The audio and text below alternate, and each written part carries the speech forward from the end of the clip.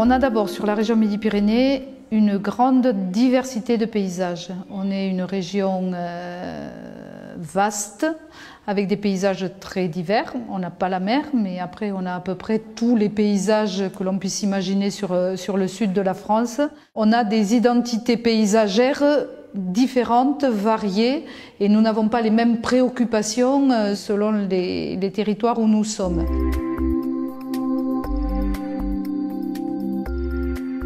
La multiplication des lotissements, multiplication des zones artisanales et commerciales, multiplication des ronds-points, ce qu'on appelle l'artificialisation des sols, qui est un désastre pour notre pays. Tous les 10 ans, l'équivalent d'un département rural disparaît sous le béton et sous le goudron. Je ne suis pas, comment on peut dire, un professionnel de la biodiversité, mais je pense que c'est très facile de comprendre qu'il y a beaucoup d'interactions entre tout ce qu'on trouve dans la nature, et la nature est très vite perturbée dès que l'on touche à un aspect ou à une espèce particulière en faisant des aménagements. Au plan européen et national, il ne reste plus que 2 à 3% des forêts qui n'aient pas été touchées par l'action anthropique de l'homme, que 50% des milieux humides ont disparu, que sur le territoire du parc, précisément 800 espèces sont menacées, parmi lesquelles 40% des serpents, 40% des oiseaux, 40% des papillons. C'est quelque chose de considérable. Il y a effectivement aujourd'hui en France des couloirs, des cloisons qui sont créées. Je pense aux autoroutes, qui sont des espaces, certes pas très larges, mais clôturés de part et d'autre, qui sont des véritables frontières créées par l'homme, qui sont venus diviser les territoires pour les animaux.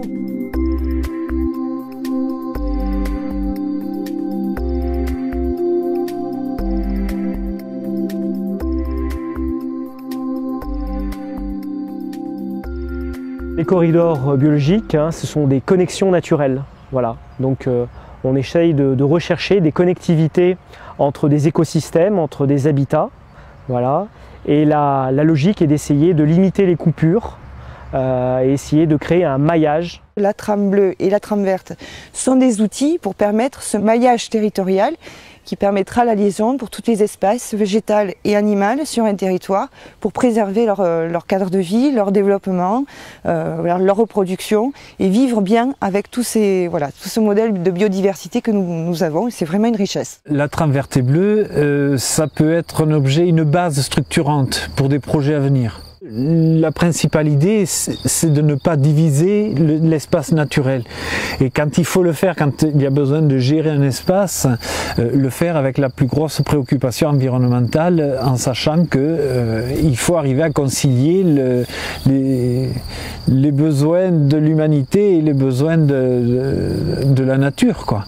Ça ne veut pas dire ne pas urbaniser du tout, mais urbaniser de manière intelligente, c'est-à-dire sur les lieux qui ne sont pas des lieux de passage de la biodiversité.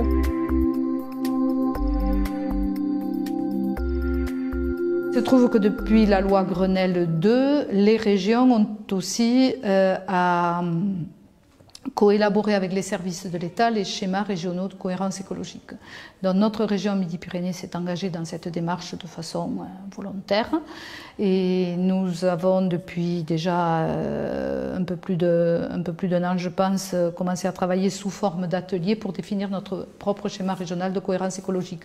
Donc c'est la définition effectivement du réseau écologique de notre territoire, donc des trames vertes et bleues qui seront repérées dans un premier temps, préservées, voire restaurées, confortées en fonction des nécessités. C'est prendre conscience d'abord de la richesse qu'on a.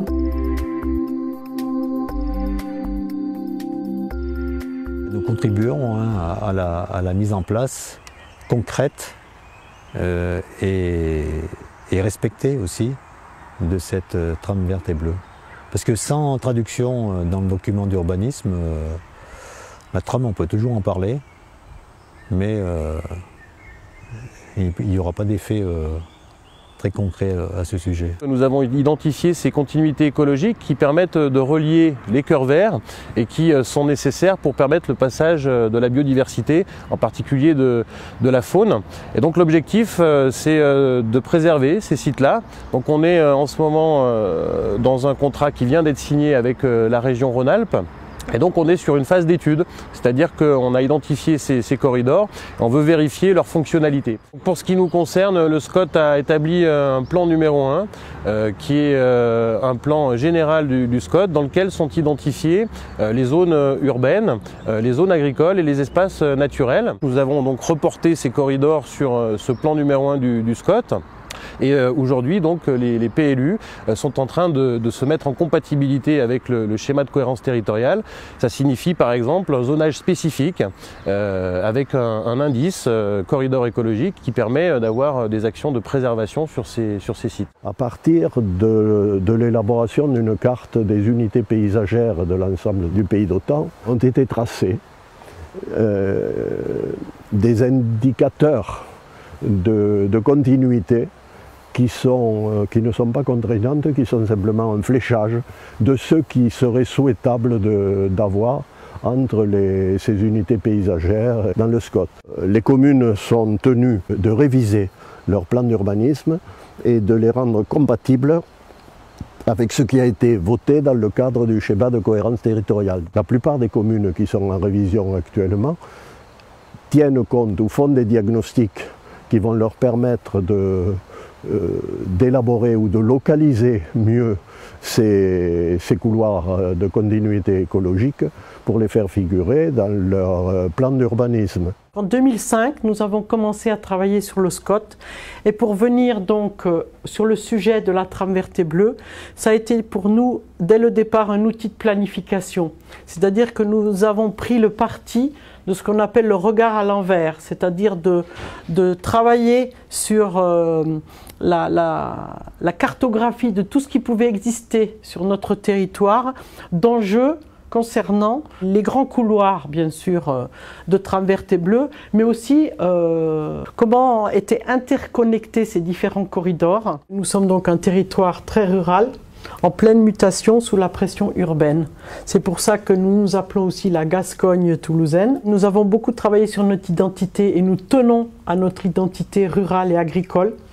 Dans le SCOT, nous avons prescrit que 79% de notre territoire devrait être réservé à l'agriculture, donc les zonages vont être en conséquence. Une fois que le diagnostic territorial a été effectué, on a ciblé sur le PLU par une révision générale de notre règlement urbain les zones en jeu, et donc on a protégé grâce à ce diagnostic les territoires qui nous semblent nécessaires pour que ces espèces puissent se vivre et se reproduire, se nourrir dans de bonnes conditions. Aujourd'hui, nous avons remarqué la nécessité de faire le lien entre ce qui est finalement la stratégie à l'échelle intercommunale et le côté opérationnel très concret que vont avoir à mettre en œuvre chacune des collectivités. Donc on s'est doté, on vient de lancer un cahier des charges pour faire une trame verte et bleue et un diagnostic agricole complémentaire qui sera à la fois à l'échelle de l'intercommunalité et qui va nous permettre de juger et d'analyser tous les outils opérationnels qui vont pouvoir être utilisés. Nous nous situons ici sur l'un de ces corridors, le corridor écologique qui rejoint la réserve naturelle régionale des Gorges de la Loire au parc naturel du Pilat. Et nous sommes sur un endroit problématique puisqu'il y a la traversée de cette route départementale qui fait problème pour la faune. Et nous sommes sur un ancien viaduc ferroviaire où on imagine réaliser un passage à faune. Donc l'idée serait de réaliser un système de haies qui permettrait d'orienter la faune dans cette direction et qui faciliterait le passage, alors qu'il est évidemment très problématique sur la départementale. Dans notre plan local d'urbanisme, la prise en compte de la trame verte et bleue pourra se voir par différentes volontés que nous allons mettre dans notre règlement, qui consiste pour certains endroits de la commune à faire des clôtures avec des grillages et des mailles assez grandes pour que certains animaux puissent passer, que ça ne constitue pas des barrières. Nous voulons aussi garder le caractère bocager de la commune et dans Le zonage, nous avons bien sûr pris en compte des corridors écologiques, notamment nous sommes ici sur un endroit assez spécifique et représentatif de ces corridors qui vont nous permettre de laisser des espaces naturels entre les espaces bâtis, anciennement urbanisés ou nouvellement urbanisés. Cela a dû entraîner un certain nombre de choix cornéliens, où nous avons donc dû déclasser certaines zones de future urbanisation, mais aussi des zones urbaines. Nous avons fait une après-midi à la campagne avec les élus. Nous avons pu aller voir les arbres de notre commune, et notamment des vieux arbres qui abritent tout un tas de colonies de coléoptères, de petites bestioles, qui pour certains, peut-être pour moi aussi, au préalable, pouvait paraître tout à fait sans importance, et on a pu s'apercevoir que l'impact de ces coléoptères, quand ils sont présents dans un territoire, il est très très important sur la présence de champignons, la présence de fruits, et donc la prise en compte des vieux arbres ou la préservation des vieux arbres sur notre territoire est aussi quelque chose qui va être traduit dans le plan local d'urbanisme et qui est issu de la prise en compte de la trame verte et bleue. En matière de passage à faune, sur les infrastructures routières, on en dénombre principalement 3. Le plus commun sont des passages réalisés par fonçage sous les routes, qui sont des petits tunnels, notamment pour la petite faune. Et puis vous avez un autre type de passage à faune qui sont des ponts à faune, qui sont faits souvent sur des grosses infrastructures. Et puis vous avez une troisième famille d'aides au passage à la faune, qui sont les feux à faune, qui sont des radars par caméra orientés en direction de la nature. Et lorsqu'un animal, une grande faune, est en approche, le radar va la détecter et va indiquer par un signal sonore ou un signal visuel à un automobiliste qui serait en approche qu'une faune arrive. Ce territoire d'à peu près 1 km de large de zones humides et de zones naturelles sépare donc l'ancienne urbanisation de la nouvelle urbanisation que vous voyez ici le long de ce coteau. Nous sommes donc au cœur de l'espace urbanisé. Au sein de cette zone humide, la commune, sur une partie donc de son parcellaire, a créé ces jardins familiaux pour avoir un espace nourricier et un espace de jardin pour les habitants des HLM. La commune de Hens, donc à mon arrivée, quand j'ai été élu, nous avons décidé et pris la décision très importante, importante aussi au niveau de l'impact pour les autres communes, de supprimer tout produit phytosanitaire, tout traitement. Donc en fait, vous pouvez le voir dans les rues ne sont pas désherbées. Bien sûr, c'est une préoccupation importante des résidents, parce que les temps modernes ont ancré dans notre quotidien qu'il faut absolument nettoyer. Et pour nettoyer, il faut enlever l'herbe. J'ai réussi à convaincre la population ici, localement, que l'herbe ce n'est pas sale, c'est une économie importante.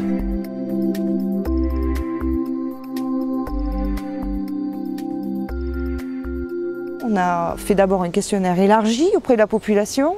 On les a associés à travers des commissions de travail avec effectivement des représentants des entreprises, des représentants donc des habitants, les agents administratifs ou effectivement des services techniques de la collectivité. Et on les a associés pleinement à ces démarches et tous ont foncé vers cet objectif parce qu'il est d'intérêt général. Les agriculteurs ont été, dès le début du plan local d'urbanisme, intégrés dans la démarche. Nous avons volontairement fait un diagnostic agricole avec l'ADASEA du Lot.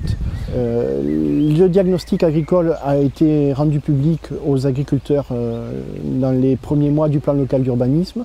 Et ensuite, au même titre que la population, la profession agricole a été invitée aux réunions d'information où il y avait des thèmes abordés sur la trame verte et bleue. Donc eux aussi ont pu poser des questions et commencer à comprendre les intérêts qu'il y avait de préserver la biodiversité sur notre territoire pour l'agriculture, pour les pollinisations d'arbres fruitiers, pour l'entretien de toutes les espèces qui peuvent bénéficier à l'agriculture en général. Et ce n'est pas antagoniste d'avoir de l'agriculture et de vouloir préserver la biodiversité sur un territoire. C'est vrai que quand on dit SCOT, trame verte et bleue, ce sont encore des mots qui font peur aux gens, ils ne savent pas trop quoi mettre derrière. Mais finalement, ce sont des traductions qui se font par l'échange. Puisque il faut d'abord connaître le territoire. Pour le connaître, c'est le partager, le vivre ensemble. Donc finalement, ce qui va être une traduction n'est pas aujourd'hui une contrainte. Elle est le résultat de quelque chose qui fait finalement consensus. C'est non seulement une nécessité, mais c'est même pas la peine de parler de trame verte et bleue sans cette co-construction. Parce que de toute façon, c'est les usagers du terrain qui savent comment elle fonctionne parce qu'ils l'utilisent tous les jours.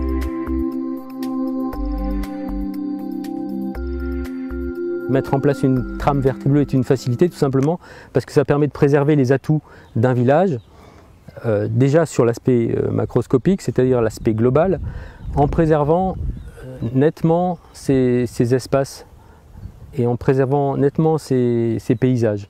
En dessous des fermes que nous voyons, donc il y aura comme un fil d'Ariane en fait, comme un petit peu un cordon ombilical entre le centre du village et la réserve naturelle régionale. Et là pareil, ça sera une grande allée boisée et progressivement nous allons rentrer dans les fameuses remontées boisées. Nous en voyons quelques-unes au fond qui sont intéressantes là aussi. Donc là ce sont des aspects très concrets qui traduisent donc réglementairement des aspects à la fois sensibles mais à la fois des aspects donc économiques, on peut en parler avec l'agriculture, des aspects pratiques avec les déplacements et également des aspects de vivre ensemble. Sans ces espaces, nous ne pouvons pas avancer, on a besoin de ces espaces-là.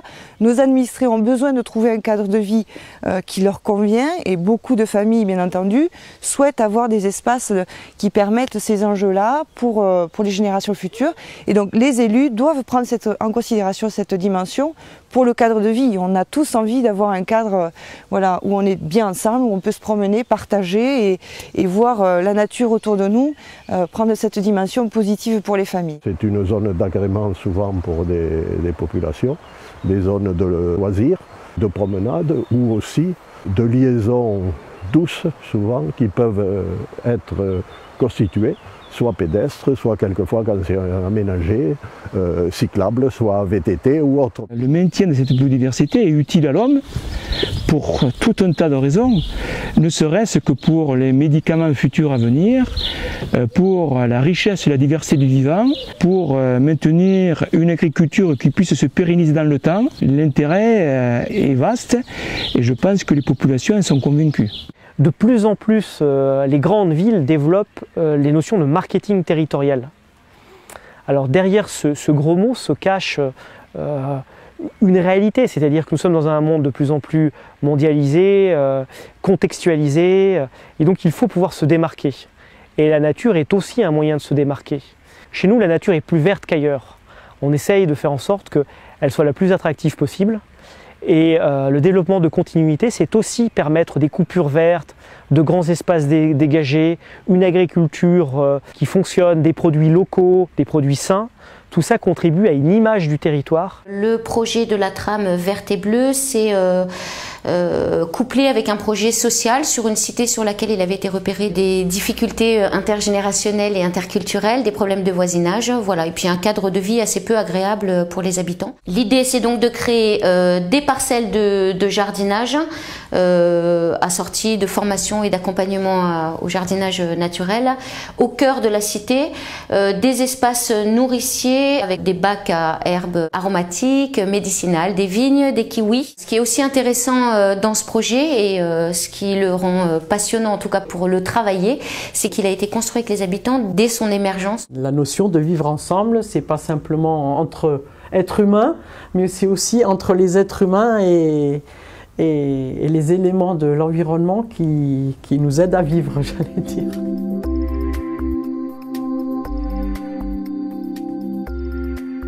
Alors, par rapport aux politiques précédentes, la trame verte et bleue, c'est un projet d'envergure qui prend en compte tous les aspects de l'environnement qui prend en compte aussi les besoins de l'homme, puisque l'homme aussi doit vivre sur ce territoire et doit se développer.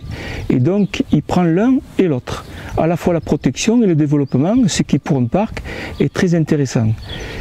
Et j'ajoute que l'alternative à l'heure actuelle, elle est la suivante. Que faut-il faire? Faut-il dédier des zones à la protection de la nature et dédier d'autres zones aux productions agricoles intensives et à l'urbanisation, ou faut-il intégrer les deux de manière harmonieuse? Pour ma part, je plaide pour la seconde solution, d'où l'intérêt de la trame verte et bleue. Pendant trop longtemps, on a cru ici en milieu rural que le salut venait soit parce qu'on nous installait des usines, soit parce qu'on pouvait accueillir de la population et que donc on avait de la taxe d'habitation, de la taxe foncière, etc. Voilà. Donc il faut un petit peu, de la même façon que sur les paysages, on dit qu'il faut un peu inverser les regards, et c'est pareil sur le développement d'un territoire. Il y a plusieurs façons d'envisager le développement de ce territoire, ce n'est pas univoque. Donc l'étalement urbain doit se gérer avec des objectifs très clairs. Là encore, le développement durable doit prendre toute sa dimension. C'est en fait un raisonnement de bon sens. Quand nous avons un noyau urbain, on essaie bien entendu d'optimiser tous les réseaux et les services qui sont à disposition des habitants. Donc l'idée, c'est d'éviter cet étalement qui à un moment donné a détruit ces richesses de patrimoine naturel, et aujourd'hui de recentrer la densification urbaine sur le noyau déjà existant et de faire évoluer progressivement autour du pôle central l'habitat. C'est pas incompatible avec la réalisation de l'espace naturel sensible qui jouxte cette zone. Au contraire, nous, au niveau de la commune, nous avons voulu faire en sorte que la forêt alluviale elle soit préservée à proximité justement de la zone d'activité.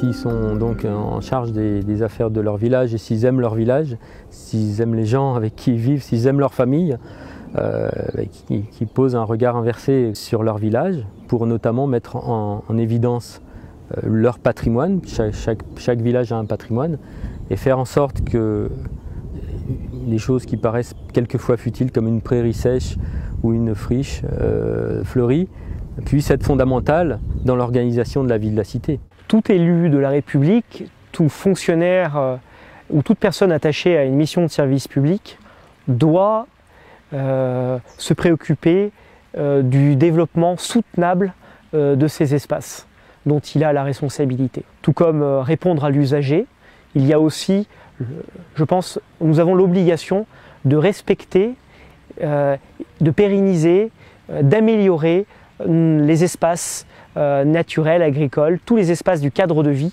qui nous entourent. Ça doit être une priorité de profiter de la compétence de la gestion de l'aménagement pour pouvoir intervenir sur ces espaces et les protéger, les améliorer, car le cadre de vie, c'est l'avenir. C'est un devoir au niveau des communes également. Élus, on a la responsabilité de préserver justement. Le mot préserver, c'est extrêmement important. En tant que maire, je ne me considère pas maire à vie. Je ne suis que de passage sur la commune, je ne suis que de passage pour continuer. Il s'agit de se poser la question aussi de savoir qu'est-ce qu'on veut laisser aux prochaines générations, à nos enfants. On s'aperçoit qu'un espace naturel très préservé peut être détruit très très vite. Je dirais deux citations. La première, elle émane de Sitting Bull, qui disait la chose suivante. Lorsqu'ils auront pêché le dernier poisson, lorsqu'ils auront coupé le dernier arbre et lorsqu'ils auront pollué la dernière rivière, ils se rendront compte que l'argent ne se mange pas.